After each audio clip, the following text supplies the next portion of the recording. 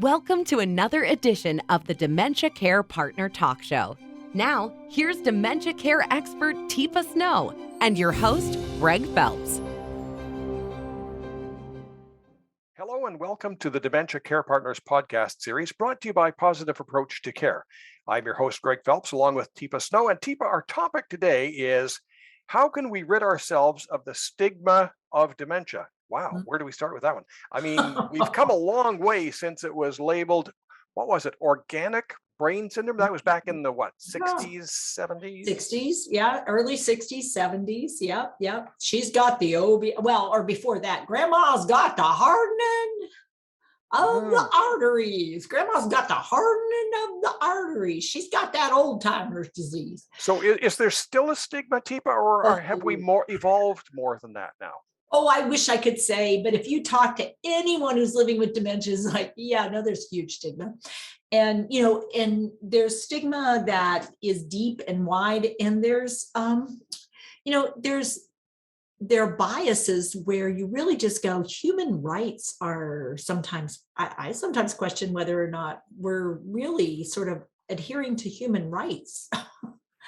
Because, there are very few conditions where I could lock someone away for the rest of their life on my word. And yet, dementia is one of them. True. And it just... as I say that, people are like, what? Yeah, that's what you got out of me was a what, because I know that if you had such a thing, maybe there are such a thing as a competency hearing. I know with certain types of dementia, Mom could stand up there and just sound like she was just as sharp as a tack. And what the hell are these idiots up to? Yeah. And so that's a situation where Mom seems fine. But then what ends up happening is people take advantage of Mom, because the reason I brought it up is because, there's an unscrupulous person who has moved into her house and is taking stuff from her and is robbing her. And she's okay with it because they're really good at being clever and supportive. And yet on the other hand, I might be the unscrupulous person that says, she's really not safe being in the house on her own. And I'm very convincing. And we will put you in a space where you are cared for, and we will give you medications, and we won't talk to you as though you have sense, because when we look at you, you don't look like you have sense. And there's this huge amount of stigma then, because if I've had a life experience in the past with dementia, I was around when people used to be placed in straitjackets and used to be tied in the chairs, and the chairs tied to the walls. And Haldol was the medication. Haloperidol was the drug that everybody got. And so they had breathing tunnels. And they heard it, and when they ate food, come back on our mouth, because we would do things to people that would, in our effort to provide care, because we so are scared of this thing called dementia. So I have heard you say, when we know better, we do better. But do we really do better, or do we give it lip service sometimes? Well, as long as, in my mind, we see people, it's us and them. There's the people living with dementia, and then there's us. It's like, well, how do you know that? Because we actually do know that for 5 to 20 years before your first symptoms show up, you actually are developing dementia in your brain. So what's the magic moment at which we're going to put you on the other side of the line? Or should we be looking at, wow, your abilities are changing? So we could look and see if there's anything we can do to bring them back to previous levels. And if not, what I'm hoping is, wow, tell me, how much are you noticing the changes? You're not. Wow, that's important. Because you think you're doing fine and I'm noticing changes. Wow, we're on different pages. So I've got to figure out what we're going to do about this. Versus, you're changing, I know you're changing. Okay, so you're having some changes. I'm curious, can we try some new things that might be more supportive? Maybe we could do some disability support at work so you don't have to lose your job. Now, if you're a surgeon and you have to remember all the steps, perhaps doing surgery is not the best idea, but maybe being a consultant for somebody who's still doing surgery, because boy, do you have a wealth of knowledge. Maybe you've done it for 45 years and maybe you still have amazing abilities, but sequencing may not be it. but boy, you know some stuff. So how curious am I? Can I see the value of what remains, or am I only interested in a perfect project? Now, I know that Positive Approach has been trying to address some of the stigma by Mhm. working with people and trying to educate people by saying, Joe is sitting here on the stage with me and we're going Yeah. to talk. And Joe seems, for all intents and purposes, normal at that particular moment. And we're all happy as could be. Hey, Joe. But Yeah. so is it through exposure? Is it through education? Well, Is it, and so part of it is, even though Joe, tell me how much effort it was for you to get on the stage. How much energy did that use for you? oh, well, a lot, A lot. a Yeah. lot. So what are you going to be doing later today after this program? I'm having a nap. I'm tired. Okay. Just a little nap, or I'm probably having a good nap. yeah. And what will you be doing tomorrow? Uh, I don't know. Right, Yeah. tomorrow. Yeah. I Tomorrow. don't know. Yeah. Because very likely you're going to still need to recover. So this thing that I will get up and do the same program again tomorrow, you might not be able to do the same program, but that doesn't mean that you didn't do the very most you could.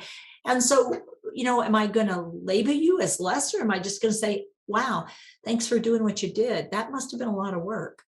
I really appreciate you giving it, because what it shows is how much you care and how much you want to do this stuff. But it also means we need to be really respectful for, you could run out of juice here really quick.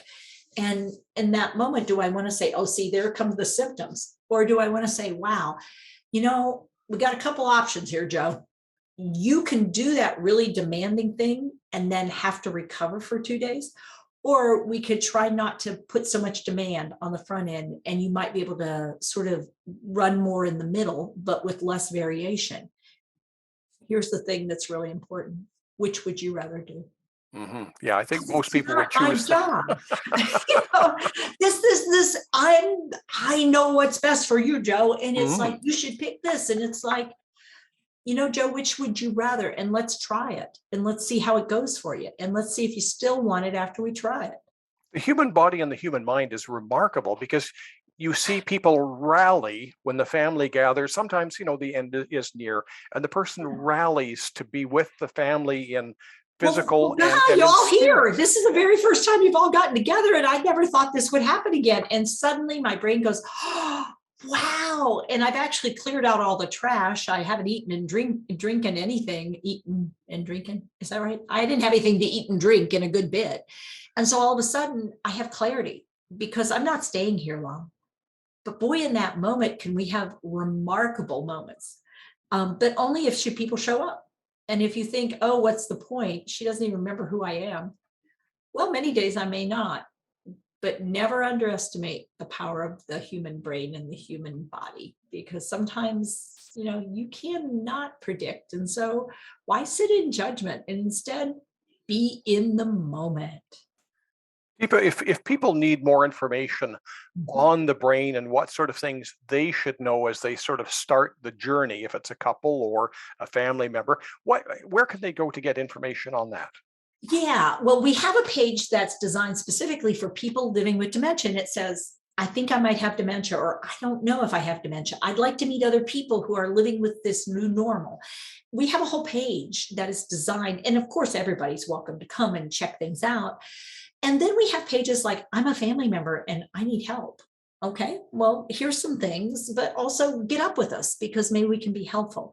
Because what we're trying to do is create a community where we talk with one another, we figure this out, and we have fewer and fewer people who are left out of the conversation because they're the one who's living with the condition. But we also recognize, as time goes by and symptoms get more profound, we've got to figure out how to sometimes advocate for holding space and place and words, and involving that individual as fully as they choose to be involved in this kind of conversation, versus doing things to or for them. We want to do things with them. And so that's what we are set up to do. Teepa, thank you very much. My pleasure, Greg. You've been listening to the Dementia Care Partners podcast series brought to you by Positive Approach to Care. If you need more information about dementia, check our website at www.teepasnow.com. Hi, I'm Teepa Snow, and you just found our YouTube channel and watched one of our videos. I'm the owner and founder of Positive Approach to Care. Thanks for watching. And if you liked, if you have a comment about, or you would, please share it with people you know. Oh, and if you haven't yet done it, consider subscribing. We'll let you know when the next new video comes out. And you might want to visit our website, www.teepasnow.com, where you'll find other resources as well. See you there.